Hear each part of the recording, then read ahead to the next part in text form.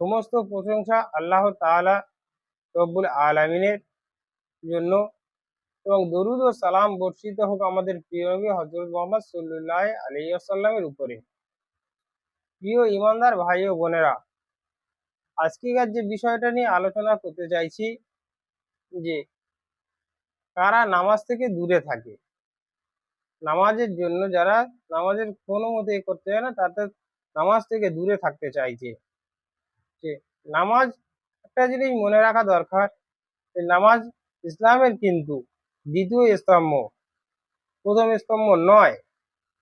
এবং ইমানের সবচেয়ে বড় নির্দেশ কিন্তু নামাজ।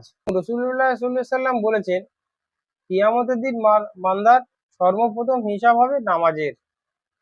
এর মধ্যে কিন্তু সব সহিহ হাদিসের বর্ণনায় পাওয়া যাচ্ছে। আজকের সমাজে আমরা নামাজ থেকে দূরে আছি, আপনি কিন্তু আজ আমরা দেখতে পাই অনেক মুসলমান নামাজ পড়ে না, আবার কেউ কেউ মাঝে মাঝে পড়ে, কেউ কেউ এমনকি হয়তো দেখা যায় এই মুসলমান আছে নামাজ কিন্তু তারা কিন্তু মোটে পড়ে না, আবার কেউ কেউ আছে মাঝে মাঝে পড়ে। হ্যাঁ, কেন এমন হয় হয় যে কারা নামাজ থেকে দূরে থাকে? এই বিষয়টা জানার জন্য গেলে সর্বপ্রথম এর মধ্যে একটা জিনিস পাওয়া যায় আল্লাহ সম্পর্কে মানুষের একটা গাফলতি দাঁড়িয়ে যাচ্ছে আছে।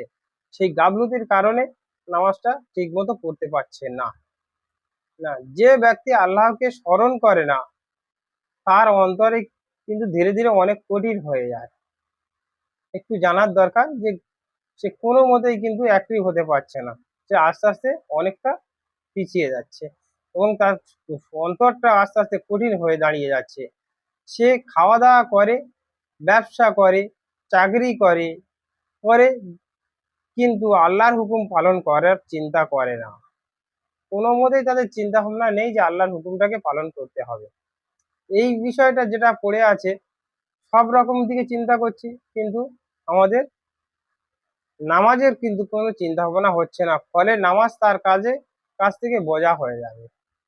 এর ফলটা এসে দাঁড়াবে কি? তখন নামাজটা পুরোটাকে তার জন্য একটা বোঝা হয়ে দাঁড়াবে। এবং দ্বিতীয় মান যেটা বোঝা যাচ্ছে ২ নম্বরে, যে দুনিয়ার মায়ায় ডুবে থাকা মানুষগুলো কিন্তু নামাজ কিন্তু পড়ে না, কোনো মতেই পড়ে না। আজকের মানুষ টাকা আছে, ব্যবসা আছে, চাকরি আছে আছে এবং সামাজিক যোগাযোগ মাধ্যমে এত ব্যস্ত থাকে সে কিন্তু নামাজের মধ্যে কোনো সময় পায় না, যে নামাজ পড়তে হবে এই বিষয়টা নিয়ে সে কোনো সময় সে পায় না। সব দিকেই সময় পেয়ে যাচ্ছে কিন্তু নামাজের সময় পাওয়া যাচ্ছে না। না, এবারে বলে মানুষটাকে বলেটা কি, আরে আজানের জন্যই শুনেছে, কানে এসছে, কিন্তু সে বলল আরে একটু পরে পড়ি এসো। আর এই একটু পরে বলতে বলতে এমন একটা হয়ে যাচ্ছে, অনেক সময় শেষ হয়ে যাচ্ছে, পুরো নামাজটাই ছুটে যাচ্ছে, কিন্তু সে নামাজ হচ্ছে না। এই বিষয়ে আল্লাহ তাআলা রব্বুল আলামিন বলেন, তোমাদের ধন সম্পদ সন্তান সম্পত্তি এই যেন আমাদেরকে আল্লাহর স্মরণ থেকে গাফলতি না করে। সমস্ত ধন সম্পত্তি সন্তান সম্পত্তি যারা আছে কিন্তু নামাজ থেকে যেন না দূরে তোমাদের করে। বিষয়টা একটু জেনে রাখা দরকার। এই জন্য কখন মানুষ নামাজ থেকে সরে আসে? যখন শয়তানের অনুসারী হয়ে যায় মানুষ। আমরা যখন শয়তানের অনুসারী যখন হয়ে যাব আমরা মানুষ, তখন কিন্তু আমাদের কোনো মতে নামাজের দিকে আর আসে না। শয়তানের সবচেয়ে বড় লক্ষ্য হলো একটা জিনিস, দেখে যে মানুষকে নামাজ থেকে দূরে রাখবো কিভাবে। শয়তান সবসময় এইরকম ভাবে চিন্তা ভাবনা করে। যখন নামাজের সময় হয় তখন শয়তান নানা চিন্তা মাথায় এসে ঢুকিয়ে দেয়। তার মধ্যে দেখা যায় কখনো বলে যে এখন কাজ করি, নামাজ পরে পরে পড়বো। আবার বলে বলে আজ না পড়লে কিছু হবে না, কালকের থেকে কালকের পড়া হবে আরো। এইভাবে মানুষ ধীরে ধীরে নামাজ ছেড়ে দিচ্ছে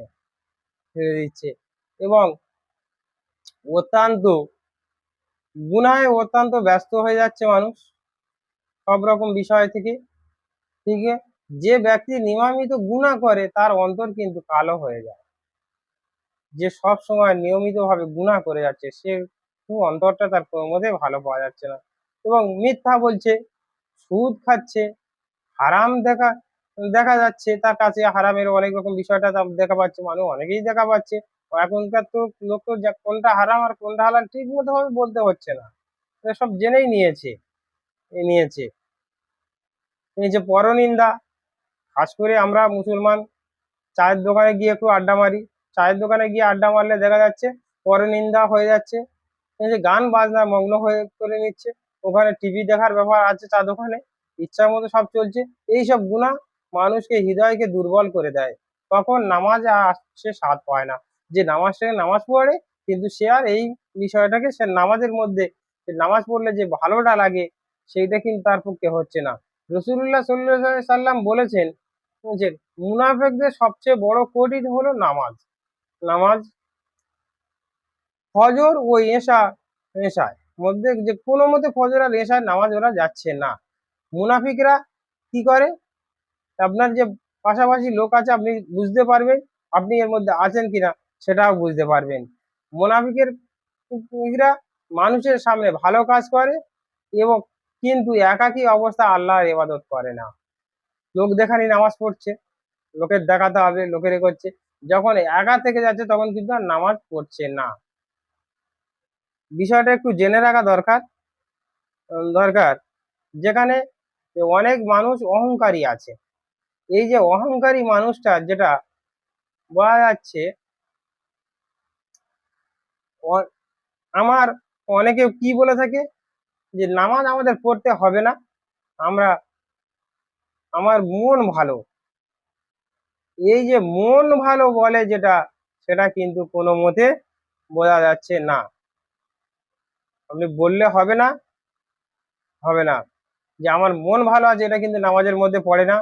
এবং একটি বড় ভুল ধারণা হয়ে যায় এর মধ্যে, আল্লাহ যখন নামাজ ফরজ করেছে তখন কোনো মুসলমানের জন্য তা অবহেলার বৈধ হবে না। ইবলিস এই অহংকার করে কিন্তু কারণেই ধ্বংস হয়েছিল, ইবলিসের মধ্যে যে অহংকারটা পাওয়া গেছিল সেই জন্যই মানে ধ্বংস হয়ে গেছিল। বন্ধু বান্ধব মানুষ জীবনের প্রভাবিত মানুষের অনেক আছে আমাদের আমাদের কিন্তু খারাপ সঙ্গের সাথে ঘুরলে কিন্তু খারাপ হবে। যদি বন্ধুর মধ্যে নামাজ পরিবেশ না থাকে তাহলে মানুষ নামাজ থেকে দূরে সরে যাবে। এটাই একই জিনিস, যে আপনি যেমন বন্ধু বান্ধবের সাথে ঘুরবেন তেমনই হবে। আর যদি কোনো নেককার বন্ধু থাকে তাহলে সে কিন্তু তোমার নামাজের জন্য সব সময় সে ডাকবে। তবে নামাজ ত্যাগ করা ভয়াবহ পরিণত আছে, এর জন্যে কিয়ামতের দিনে বড় খারাপ জায়গায় আছে।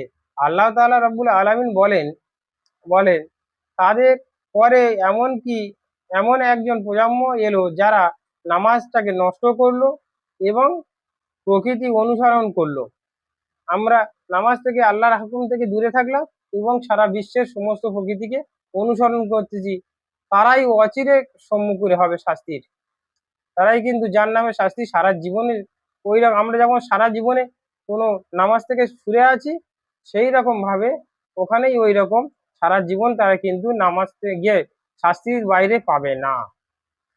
আরেক হাদিসে বলে দিয়ে যাচ্ছেন, হুজুর পাক সাল্লাল্লাহু আলাইহি সাল্লাম বলছেন যে মানুষ শিরিক ও কুফর এর মধ্যে পার্থক্য হলো নামাজ ত্যাগ করা।